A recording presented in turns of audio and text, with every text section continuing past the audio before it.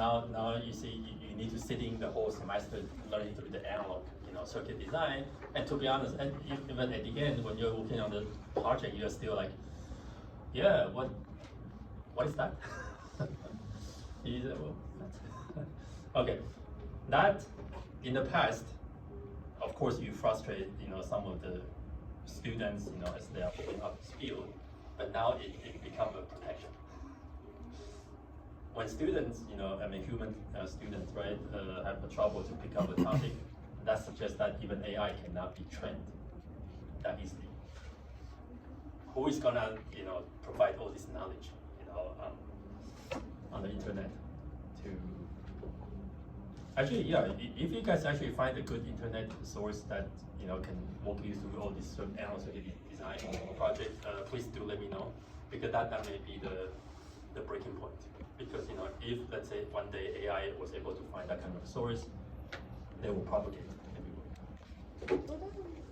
Wouldn't an automation in RF design just be something similar to like what they're doing in antenna, just digitize the cells and then like place random thing in that cell eventually until you get a solution that converts you what you need? Yeah, so recently there's indeed some, we call it inverse design, right? So people will say, hey, these are my targets, maybe it's antenna, maybe there's some circuits, topology, like capacitor, like inductors, right? So then people will say, hey, you know what, just let the machine to randomly try, right?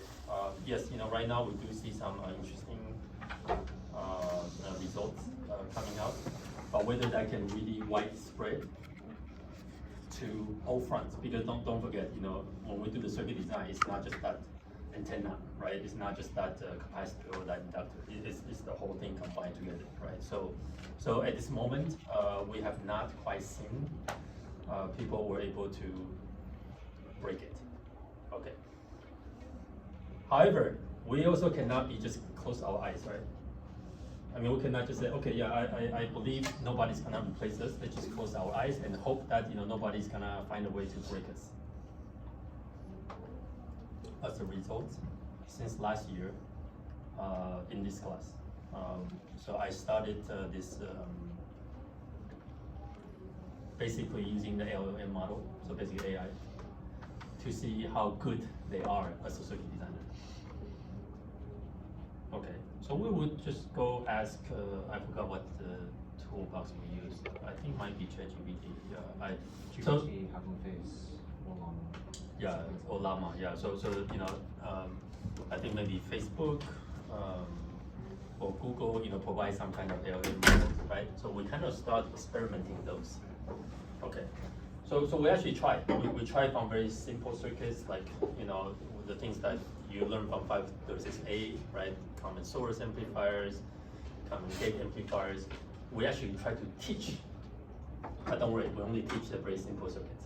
Okay, we will not teaching you how to build the entire data converters. So we start very simple ones and then try to teach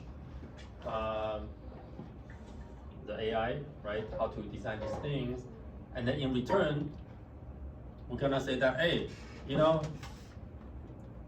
what if I want to design this amplifier with gain of 30 with this bandwidth? What do you think? Do you think that you can give me a common source amplifier to achieve that? So that's kind of the question that we start to ask, and then to see how the AI or the GPT can speed out. To say, oh, I think you should use this MOS with this W and L, things like that. Okay, and then we verify with slice. Okay, so we start doing some exercise last year. Do you want to guess what's the result? Fail.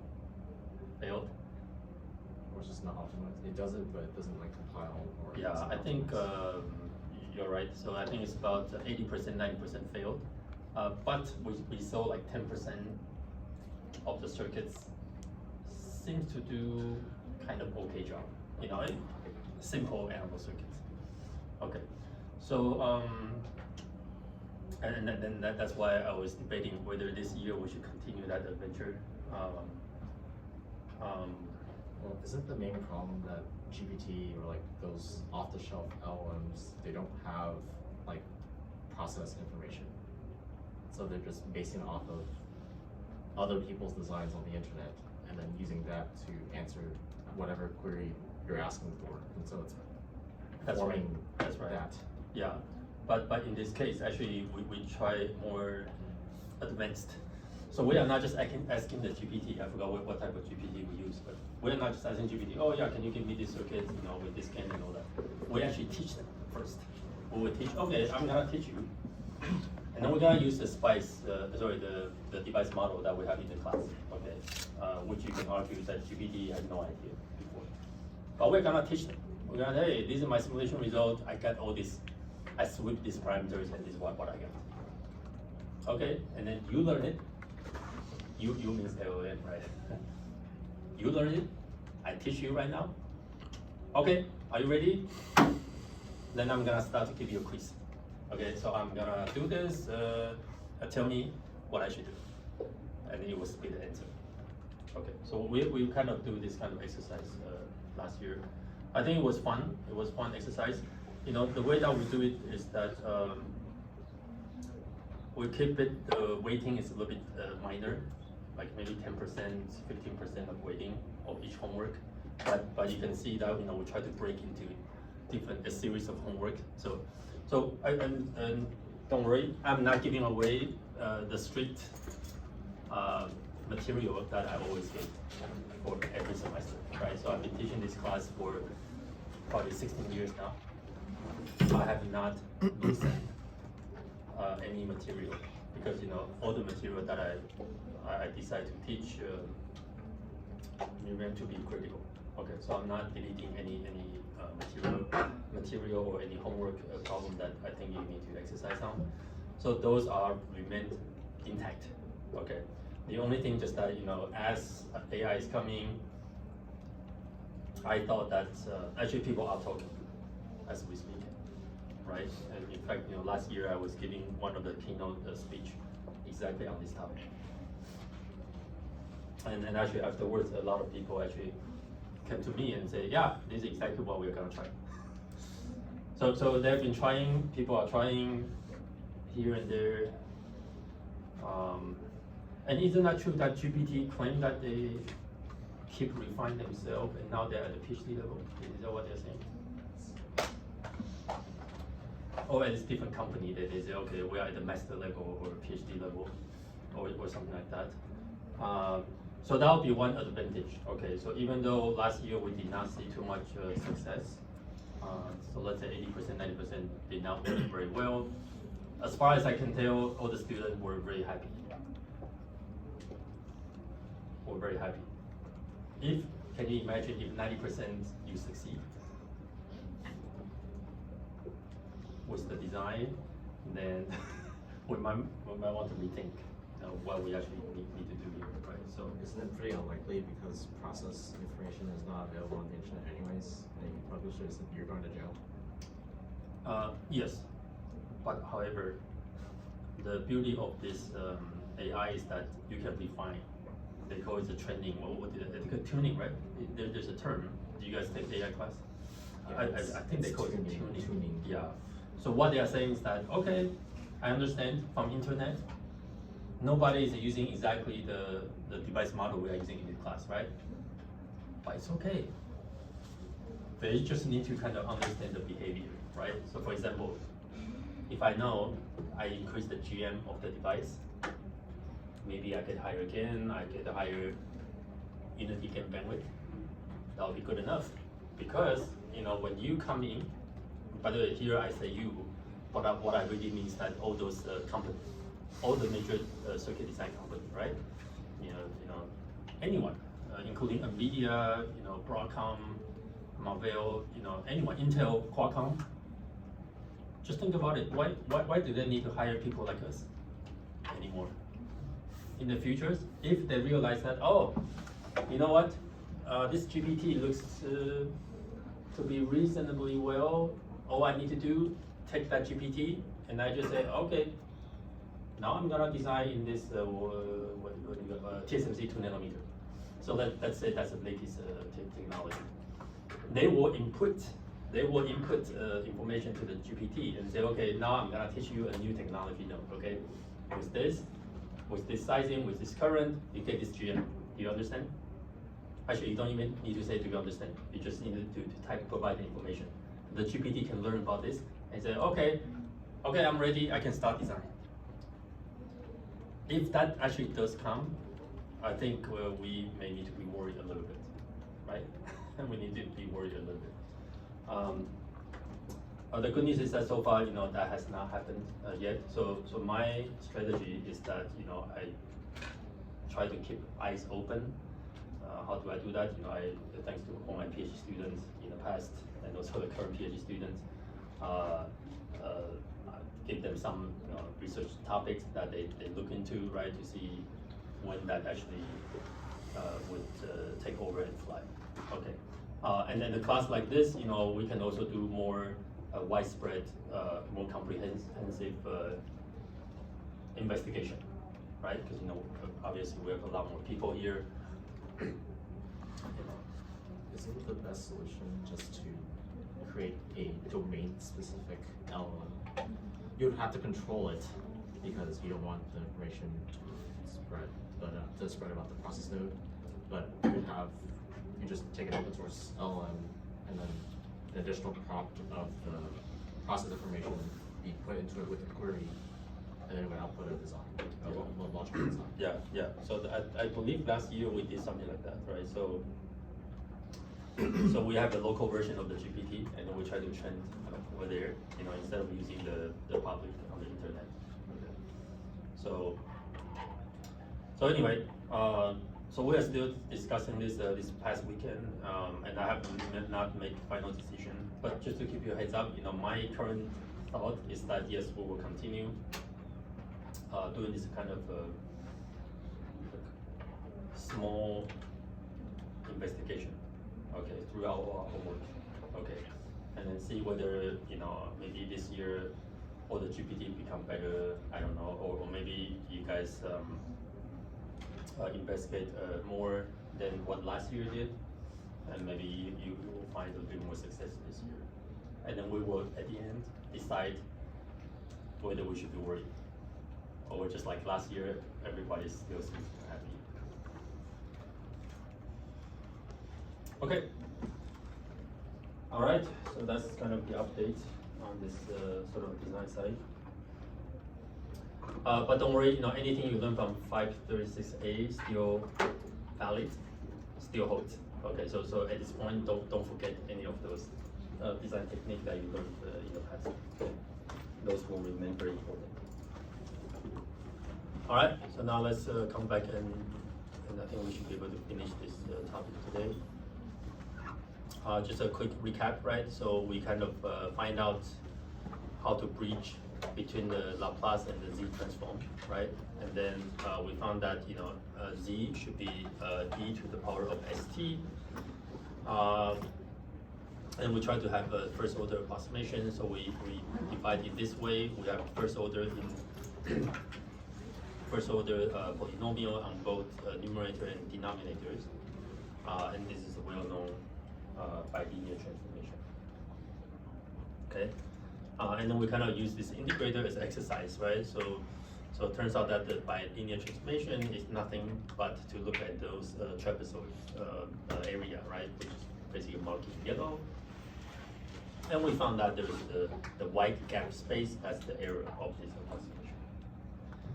Okay, so I went through this a little bit too quickly, so let me do this again. So this is the property of the bilinear transformation. Basically, the reason why people do it this way is because we can preserve the stability, and if the original system was stable to begin with, after you do this transformation, it's guaranteed stable. Okay, that's very important. You don't want something that stable before and now it's unstable, right? And another property is that the minimum phase is gonna be preserved, so the left-hand plan zeros will be mapped into the unit circle. All right, so that's the equation.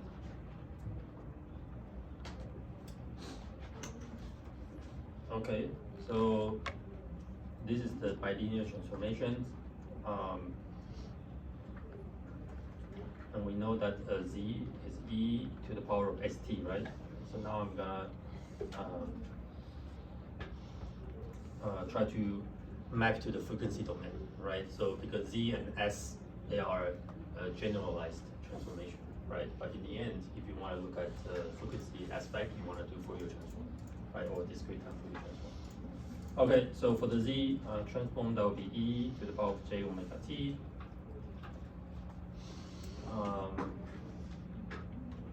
And then s is j omega, right? This is all Laplace to frequency, and this is z to frequency. Okay, so now I'm gonna plug this in. So here I have a z, right? Z transform. So 2 over t times z, which is e j omega t. Okay, so I'm gonna rearrange this equation in a weird way. Okay, so I'm gonna factor out ej omega t over 2. And later on you will see why. Minus j omega t over 2. And this is 1 over 2j. And there's a j here. E j omega t over 2 plus e minus j omega t over 2 divided by 2. Okay, so basically I divide the whole equation numerator and denominator by e j omega t over 2. Okay, that's all I did. Okay, and then I put this 1 over 2j on the numerator, 1 over 2 on the denominators, and because there's one more j factor, so I need to multiply by j factor to cancel that out. Okay, and the reason why I do this is because if you look at the numerators, according to Euler equation, what is that equal to? Cosine omega Very, t. okay, actually very close, but I think that should be sine. Oh, top is sine, bottom is cosine. Yeah, Sorry. yeah, because it's the imaginary part. Yeah. So the top is sine omega t over 2 times t. The bottom part is cosine omega over 2 times t.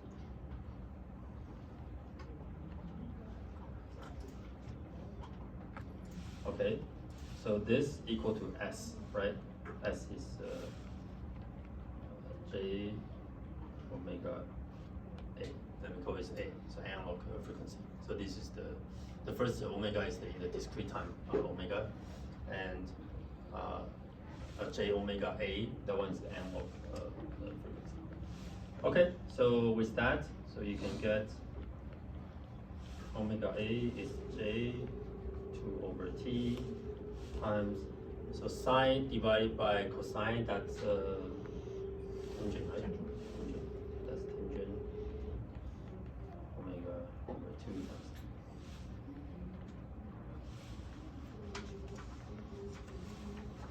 Okay, so essentially what I did is that I convert both the z and s, so basically Laplace and z transform into the frequency domain, right? And I'm gonna call out this analog frequency as omega a, and omega is basically the frequency in the discrete time domain. Okay, so that's the final equation relationship. Okay, so it's not a one linear mapping between omega a and omega, but it is some kind of nonlinear transformation, right? So there's some tangent function. Okay, so let me plot this equation. Okay, I plot in the next slide. So as you can see here, right? So this is a relationship between omega a and omega, and this is the curve. So the blue curve here is this equation. Okay. The red curve is when they are equal. Okay, so omega a equal to omega. Okay, so this is when they are actually exactly matched, and this is the actual bilinear transformation, right? The frequency mapping between the analog domain and the discrete time domain. All right, so from this curve, do the match. For small values of omega a. So So you probably can see my hint right here, right? You see this dash vertical line? You notice that when this is to the left, they are kind of close. But to the right, you see the bilinear transformation is start to deviate from the actual mapping. Okay, so what this suggests is that, hey, if your frequency is low, right? X-axis is the frequency. When your frequency is low, you know what? Linear transformation will have a pretty good match between the analog and the converted discrete time transfer function. Okay, so basically this is what the math is telling you. Okay, so if we don't believe it, let's go back to our little example right here. This is the integrator, right? And this is your analog signal. What did we just say? We said that, you know, if your frequency is low, bilinear transformation should be pretty close to the analog function. What's omega A? Oh, the frequency in analog domain. Okay, so let's verify this. So what does that mean by your input frequency is low? How about this? What is the frequency of the DC signal? 0 Hertz, right? So that's low enough, right? Do you agree? Okay, so now let's turn this as a straight line. Can you please tell me, is there any difference between 1/s and this trapezoid function?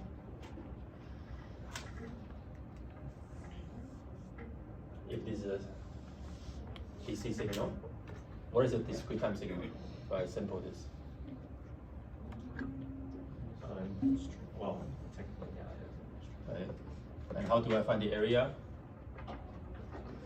Just, Top, bottom, oh, the you area. take average, Average, yes. divided by 2, and times this height.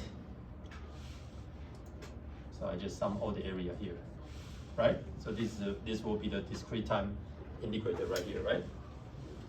Versus if I do a real integral, on this input signal, which is the DC, what's the error between the two? Between, 0. There's no error. It's perfect. It's perfect, right? So this validates what we just said earlier.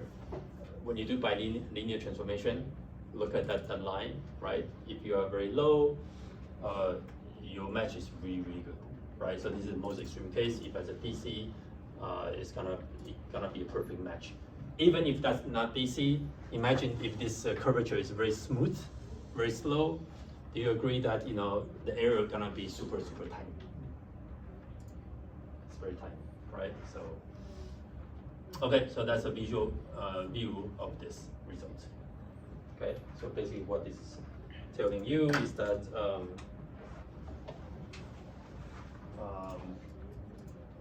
and by the way, this x-axis I need to normalize to 2 pi. Okay, so I normalize to 2 pi. So whenever you are less than 15%, you are pretty good. 0.15. Okay. So now we know, right? So low frequency, you know, tends to be pretty good approximation if I use bilinear transformation, and then for the higher frequencies, there's a little bit compression here, right? Because, you know, this is a higher actual frequency will map to the discrete time domain to be a lower frequency, right? So, right, because, you know, this analog frequency is go to infinity. And that's because of tangent. Okay, so let's take a look at another example. So instead of the integrator, let's say you try to do a bandpass filter. Okay, so this is analog bandpass filter. Okay, it can be any analog bandpass filter that you learn from any of the class. Okay, so you take this, you do the bilinear transformation. Okay, you just replace the variable, and this is what you get. What do you see here? what do you see between the left and right? You see at the lower frequency, all these points, they are fairly close when you do the bilinear transformation. However, as you move to a higher frequency, remember it's kind of compressed, right? The higher frequency will get compressed to lower one. You can see that it's as if you squeeze right here, right? So you can see all this corner frequency here, right? And all the side lobe, get compressed.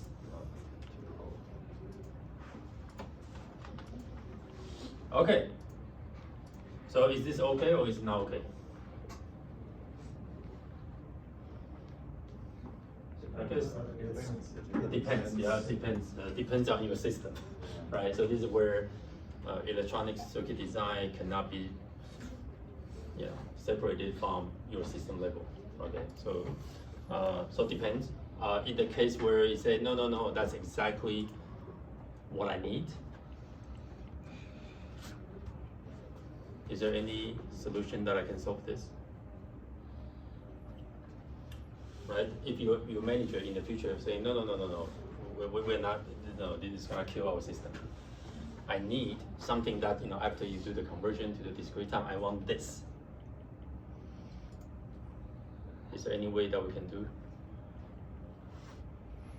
Because the transformation is deterministic, so what sometimes people do is that you're gonna have a frequency warping, right? Because of this transformation, so they do this pre-warping. You want to guess what is a pre-warping? Frequency pre-warping. Pre-warping. Okay, so so what they do is that they take all the this higher frequency, because you can decide all those null frequency and the corner frequency, right? So what you want to do is that you can just stretch them out to the right. Okay, so typically when you design an analog system, you actually have a specific equation, so you know how to place those corner frequency or null frequency. So you can actually push them a little bit further out, so that when they compress, it will compress back to this point. One thing to note is that the higher frequency I should pre-warp more or less? More, right? Because I need to ship more, because I know this will get compressed even more. Okay. All right, so that's bilinear transformation. So it turns out that bilinear transformation is not the only way to do this conversion between the continuous time and the discrete time system. So here's another example, right? So again, we use this integrator as an example, right? So if, let's say,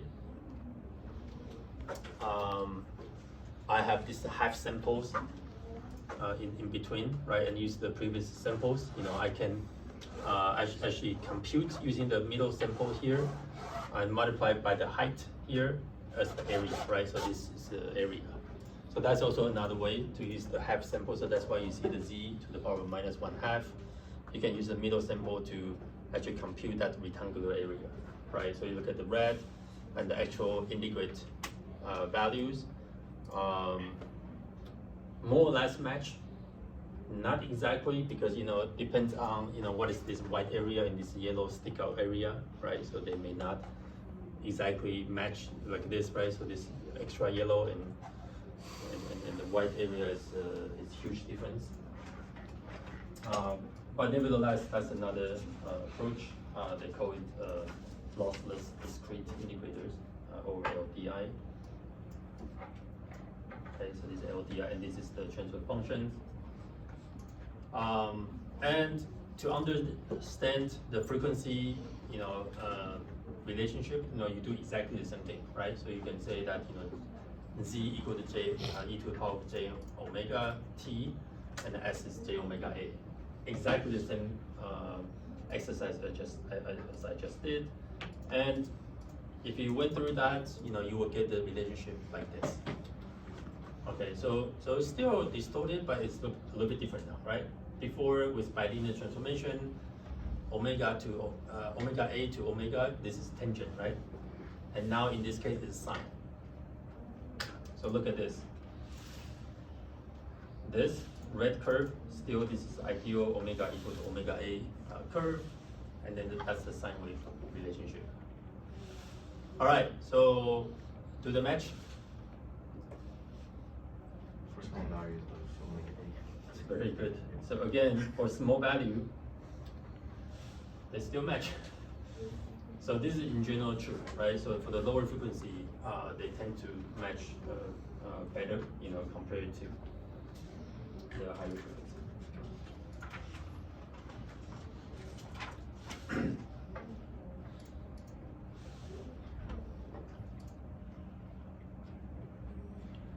Okay.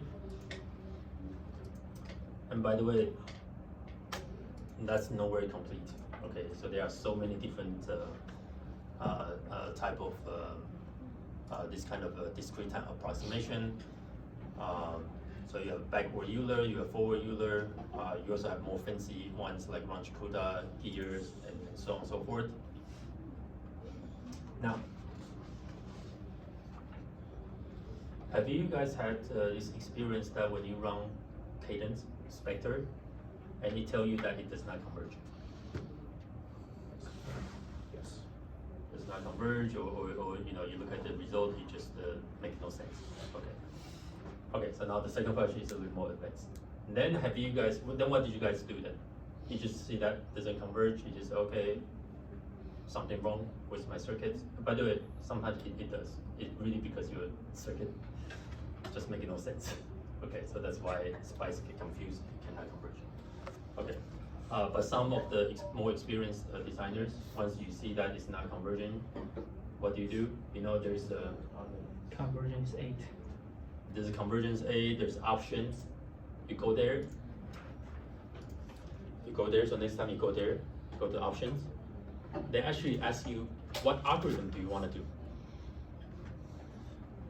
They have this Euler, they have Ranch-Kuda, they have a gear 1, gear 2, they have so many different options. Next time, you don't need to wonder what that means. Now you take this lecture, you understand. So let me ask you, when you run your spectre, do you run on the discrete time system or you run on the analog? Your processor is analog or digital? It's digital, right? It has to be digital. Everything that you simulate, you think that you are simulating, is analog circuits. There's no such thing. You are running on the digital computer, right? Digital processor. How is it possible that it's actually simulate the real analog? So guess what the spice is doing? Whatever the analog system that you are trying to simulate, they do this transformation. Otherwise, how do they know that, okay, oh, this is analog? You know, to them, everything is digital. There's no such thing, right? Trust me, when I was a student, I was get confused. I thought, okay, well, what do you mean? I run spice, this is true analog. I do RLC, this is analog, right? But then you think, what is computing that? It's a digital processor. Everything is discrete, right? So, okay, so that's another benefit. Actually, your knowledge about the future, your CAD, your spice simulator is one step further, right? Because you need to understand everything is approximation. If you don't approximate very well to your analog system that you're trying to design, of course, there's opportunity that it does not converge because it gets confused, right? It gets confused. That doesn't make sense. Oh, this is there's extra warping going down there, and which nobody anticipate, right? So it just cannot simulate very well. All right, so that's at least one of the reasons and because this. So in the future, you can experiment different type of transformation basically. Okay, so I'm done. So this will conclude the entire signal processing lectures, right? So in this one, in this part 2 of the signal processing, basically we need to understand the Z to Laplace conversion is very, very useful. Okay, so how do you pinpoint between the two? Spice simulation is one example, right? So even the simulator need to convert between this continuous time and discrete time. Why do we care about continuous time? Because it's really, really mature. mature and well studied, right? So you can oftentimes write down the analytical equation. Okay? We should understand that the exact mapping is always the z equal to e to the power of st, but it's very nonlinear, so it's very complicated. So that's why we have all kinds of different approximation, right? Such as the first order approximation by linear LDI, things like that. The Euler method is is probably the simplest, but it's come at a cost, so the accuracy is not very good. LDI transformation requires a half period delay, so sometimes it's just not acceptable, in the discrete time system, because sometimes you don't have a half clock, depending on how you build the clock in your system. Sometimes you don't have a half clock available.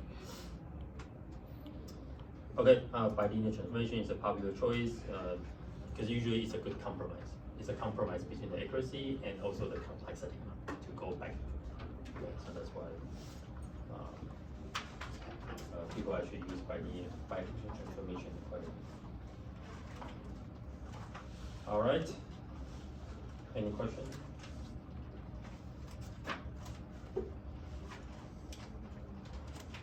Right, so if not, let's get to the next topic.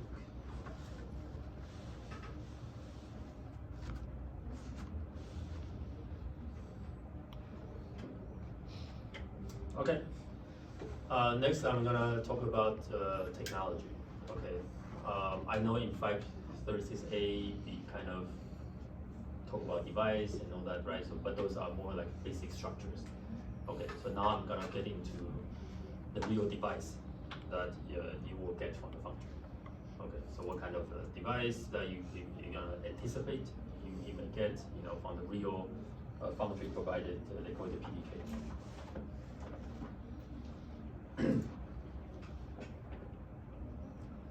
Okay, so nothing is perfect.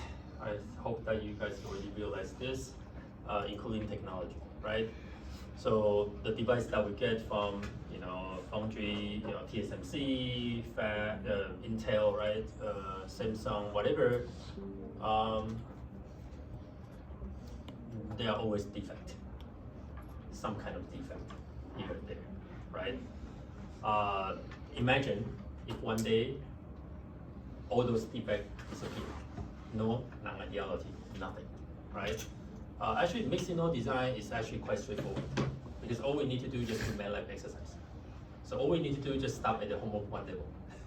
Homework 1, you do MATLAB, and then you say, oh, I need this transfer function. I just pop this device right there, and I derive equation. Oh yeah, that's match my calculation, and I'm done, right? So that's really true.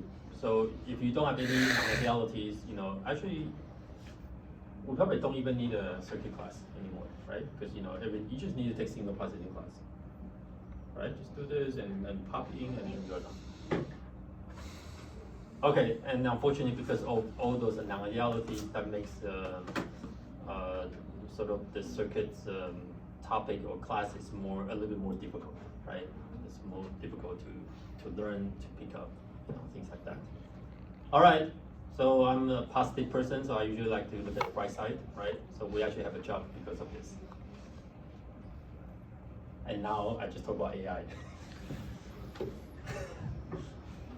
This bullet is probably so in the future I think I should highlight this one. This is probably the most important message throughout the semester. Okay. We really have a job because of this.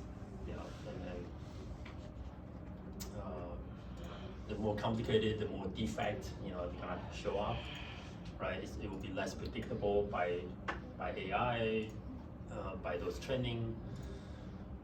So your future is still bright. Okay, so that's kind of the bottom line. All right,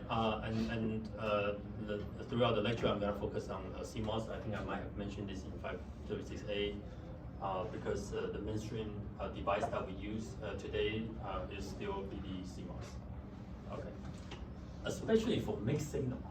Remember in 536A, I mentioned, and I think I emphasized that, especially some of the high frequency circuits, RF circuits, you actually use bipolar, right? BJT. The frequency is higher. Okay, so maybe some specialized microwave RF circuit, you may use that. But not so much for mixed signal. Mixed signal, you do what? You remember I talked about analog and digital, right? Digital world, right? So you want to convert those information to the digital processor, right? Guess what? What technology do those digital processors use these days?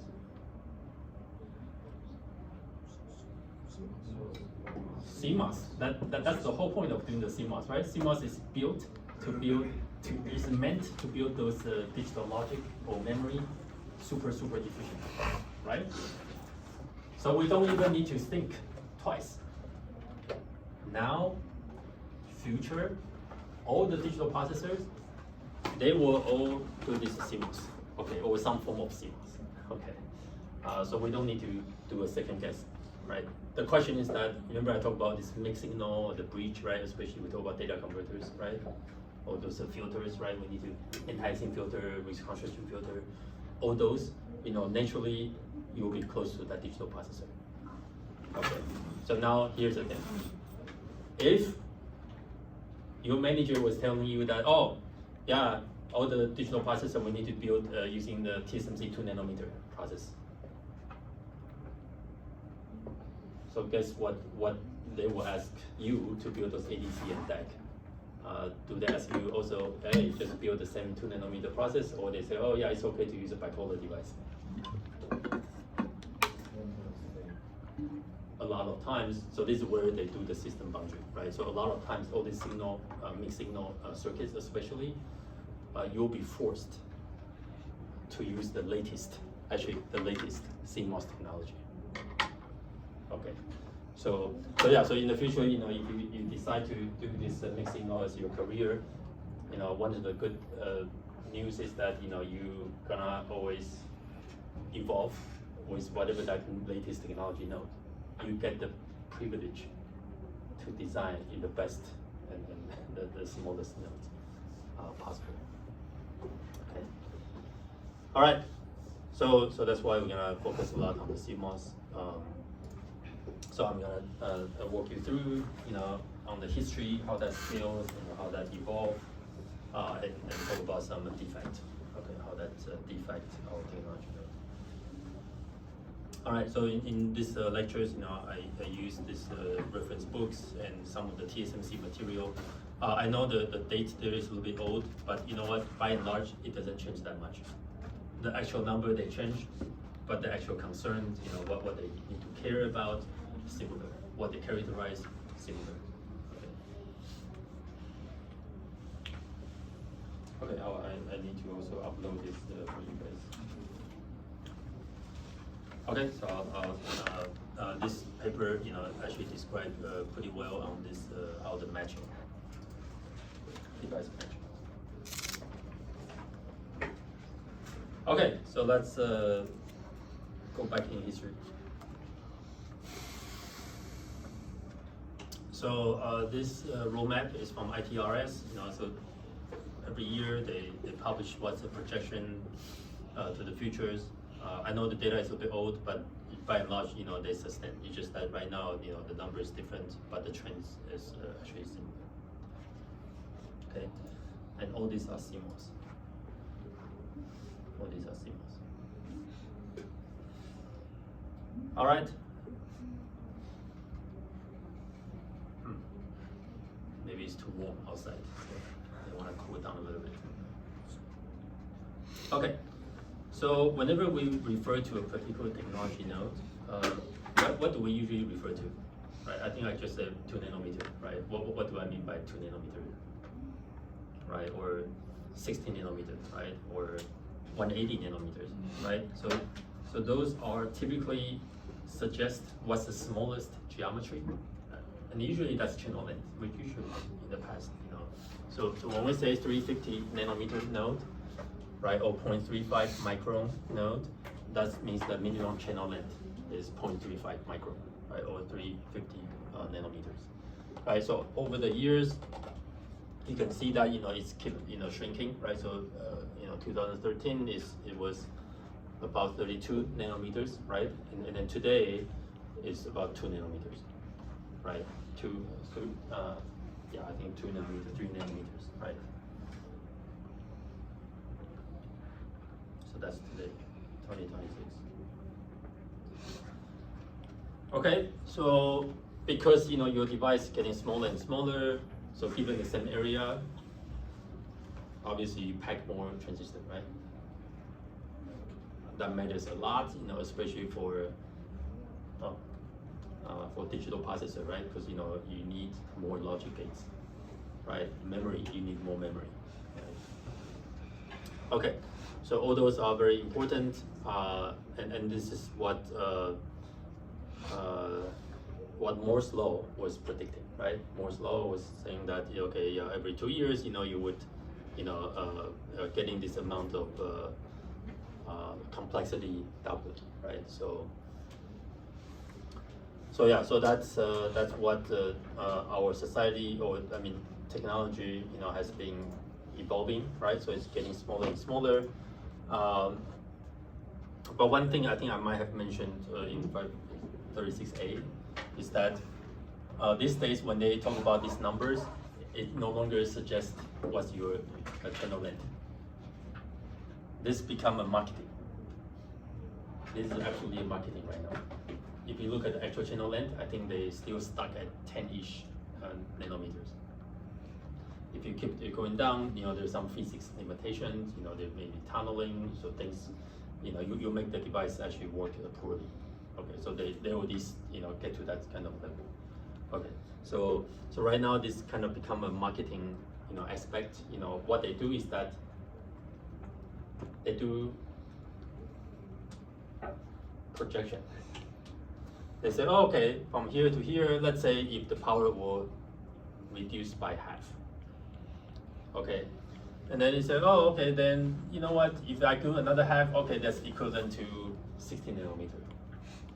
So they do that kind of projection. They do that, what do you call it, extrapolation, right?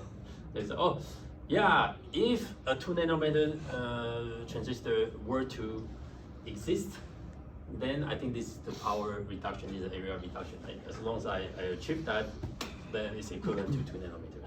So right now, this is pretty much how that meant. This becomes some kind of marketing hype at this moment, right? I know there's some device people, yes, you can correct me if I'm wrong, but that's how people are perceiving. Yeah, because people are way too used to this Moore's law scaling already, right? So if you keep saying that, oh, this year, yeah, we are 16 nanometers, and next year, guys, we are still 16 nanometers, and people will, what's going on? You should get smaller and smaller. How come you're stuck, right? So, all right, so that's that.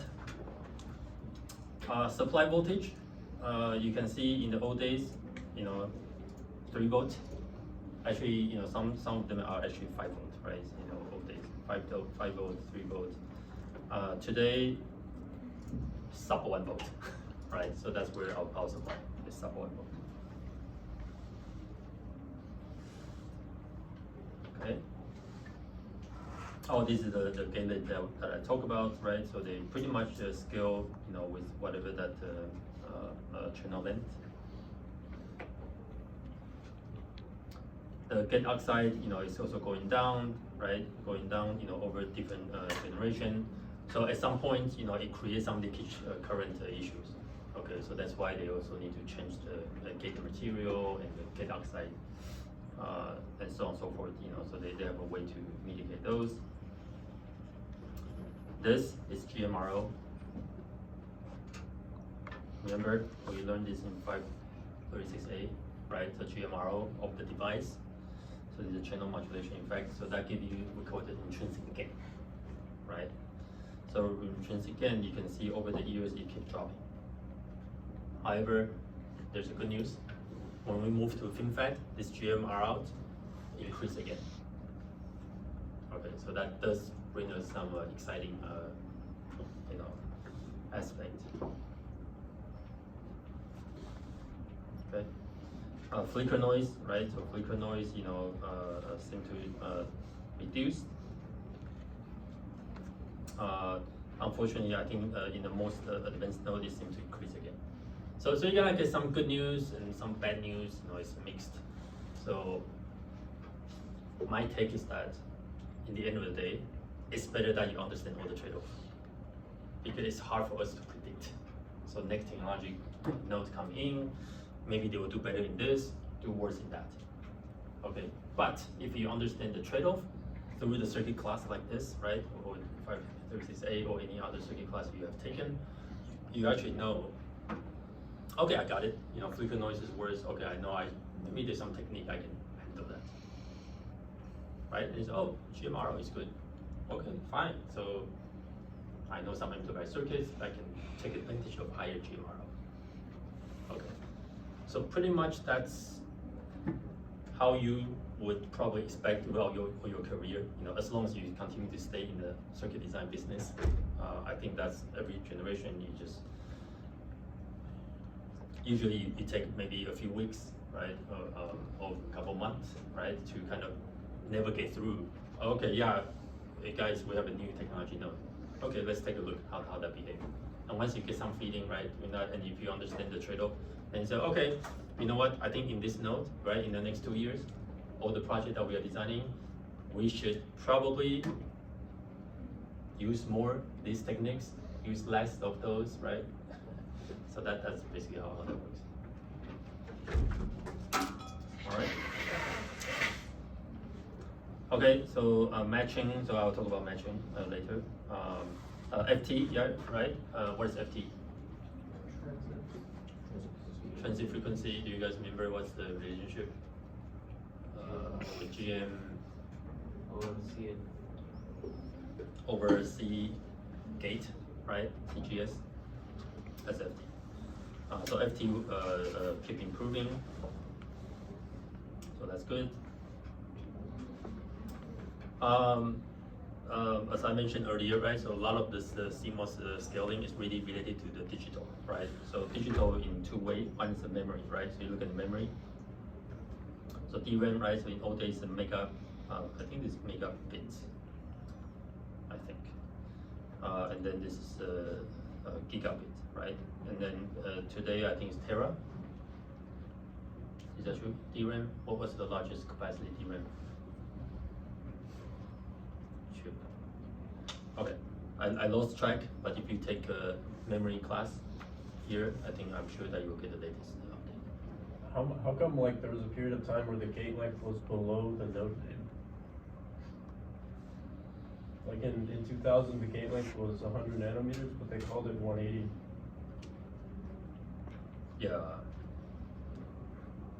I'm not exactly sure why they were lower.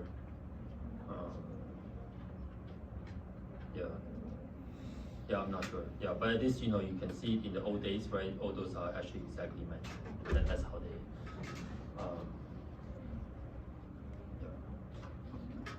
Yeah, that's a good question though. Yeah, but I'm not exactly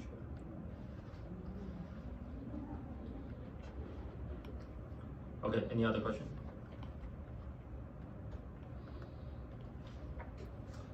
All right, so not just the memory, but your transistor density. So basically, when you build those inverter gates, right, NAND gates, NOR gates, right? So that's the logic density, they all improve, right? So basically per unit area, you're gonna pack more and more, right? Either more transistor or more logic gates, or more inverters, more NAND gates that you can do. SRAM, of course, that's another memory, so you can see they all basically increase. And in general, the speed, clock speed also improve, but these days, they seem to saturate a little bit. Okay, and do you guys know why we cannot keep clocking faster and faster?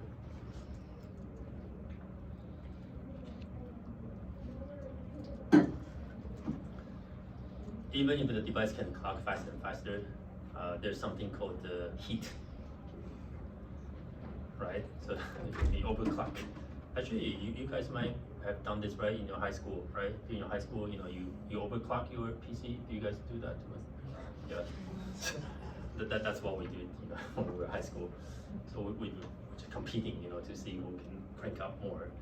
Except that you can overheat, right? Overheat, and cause some negative impact, and they just fail at some point.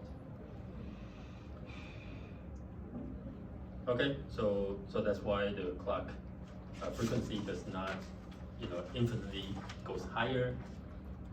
But then you need more computing power. So guess how they do? Before this, you look at the CPU, right, or GPU processor, right? They just keep competing who is operating more frequency, higher frequency, right? Because higher frequency means that you can process data faster. So at some point they stop. They say, okay, no, just a couple gigahertz is good enough. Then what do they do to impress more? Build more cores. Multiple? Build more cores. More cores, right? So they duplicate the core, right? So if you take digital VLSI class, you must know, right? So you can do parallel processing, right? So you have more core, and it seems to me that's what everybody's doing, right? You look at the iPhone processor, I think they do the same thing. They just every year just how many cores do they have now? 100, 1,000? No. Oh, I'm leaping too far ahead. 8 or 60. Like commercial. Personal laptops were like 20, 30, 40, 10 to 30. Server grade, I think I'm hundreds of cores. 100. Cores Yeah. and Yeah. So I think that they basically do the parallel processing, basically, right? So that you can distribute the workload without burning. And you know what? The funny thing is that if you look at the latest AI processor, okay, so what processor does AI do? Does AI matrix multiplication? So do they use a CPU or GPU or GPU, right? You look at GPU, they also do so many core, right? In fact, if you look at the latest NVIDIA GPU, they run out of the what the foundry can provide for a die, for a single die, right? So what do they do? They do the chiplet, right? So they start to put the chip and another chip, and they put side by side. Why? Why do they want to do this? You see, I have this chip, so let's say TSMC say, okay, yeah, the best that I can do is, okay, this is already the maximum, okay. I cannot do more. But then they say, okay, it's okay. You have multiple wafer, right? You can get the die out. You put another one next to you, and then as long as you can communicate between these two die, this behaves just like a bigger die, right? So this is how chiplets, or you probably heard about this heterogeneous integration these days. So there are a lot of packaging. Right now, even though I don't have a slide, so that's why I'm just talking through. This is what people believe is the future in the semiconductor. Okay, so we are no longer competing who has the fastest core, right, or who has the, magic, multi-core chip. It's more about how I put them side by side, how to expand into larger and larger system. Okay. Because of this, I talked about communication, right? In the first lecture, I talked about the communication circuits, right? I say so there are two types of communication. One is wireless, like our cell phone, like our Wi-Fi, right? So that's wireless. So in the 90s, wireless was taking over the whole world, right? So everybody started to have this cool gadget, cell phone in your pocket, right? Remember Steve Jobs was putting that in his pocket, and that's kind of overwhelmed the whole world. These days, it seems like the interest moved a little bit, not just the wireless. Wireless, don't get me wrong, still continue to be very hot and a lot of demand.